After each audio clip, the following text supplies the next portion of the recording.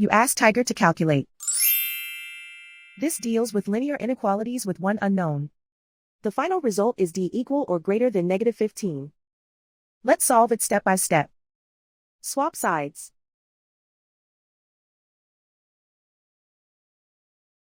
Group all constants on the right side of the inequality. Subtract 6 from both sides.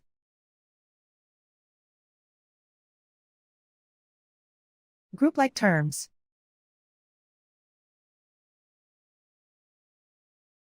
Simplify the arithmetic.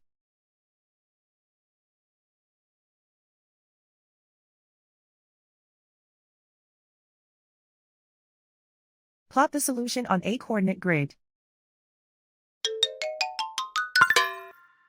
And so the final result is d equal or greater than -15.